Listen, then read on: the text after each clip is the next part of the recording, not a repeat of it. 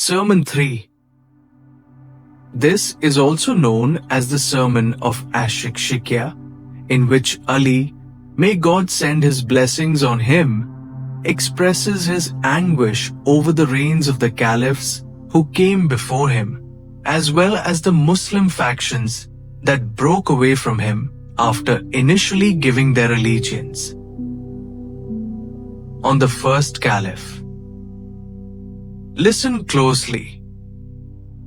By God, the son of Abu Quhafa draped leadership, the caliphate, over himself like a royal robe, even though he knew without a doubt that I was as essential to it as the central axle is to a spinning millstone. Torrential waters poured down from me, and not even the highest flying bird could ever soar to reach my heights. Yet, I pulled a curtain between myself and that leadership, turning away from it completely. Then I had to ask myself, should I strike back and fight for what is mine, or should I patiently bear the pitch-black darkness of these trials? It was a darkness so painful that it withered strong adults, turned young people grey with old age, and forced the true believer to struggle through hardship after hardship until the day they finally breathed their last and met God.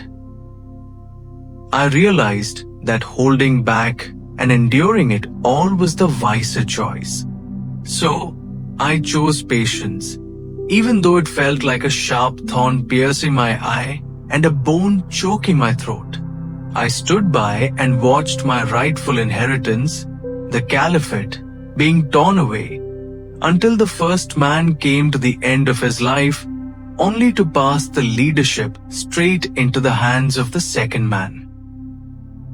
Then, Ali recited the poet Alesha's words. Now my days are spent sweating on a rough camel's back. But there were days of easy comfort when I enjoyed the good company of Hayyan, brother of Jabir. How bizarre it is that during his own lifetime, he begged to be relieved of the leadership, yet locked it down firmly for the other man after his death. Without a doubt, the two of them milked every drop of power strictly between themselves. On the second caliph. This second man locked leadership inside a harsh and rigid pen, a place of sharp, arrogant words and rough handling. Serious blunders happened constantly, and so did the endless excuses made for them. Anyone trying to manage him was like someone riding a wild, stubborn camel. If the rider yanked the reins too hard, the beast's nose would tear open. But if the rider gave it slack, the beast would buck and throw them straight to the ground. As a result, by God, people found themselves trapped in confusion, moral decay, instability, and straying far off course. Even so, I held my peace through all those long years and the heavy weight of that trial, until he too met his end. The 6-member consultative committee and the choosing of the third caliph. When he died, he placed the choice of the next leader into the hands of a small council and counted me as just another member among them. Good heavens! What did I have to do with such a council to begin with? If no one could seriously compare my standing to the very first of them, why was I now being lumped together as an equal with these men? Still, I went along with them for the sake of peace, lowering my voice when they stayed low, and rising high whenever they soared.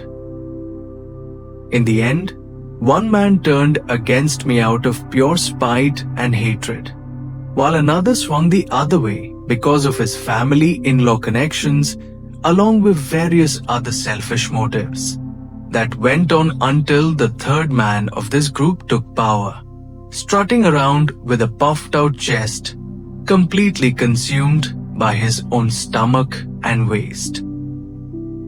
With him, his cousins and family, the clan of Banu Umayyah, rushed in, greedily gobbling up God's public treasury, just like a hungry camel devouring lush green spring grass, until his rope finally snapped.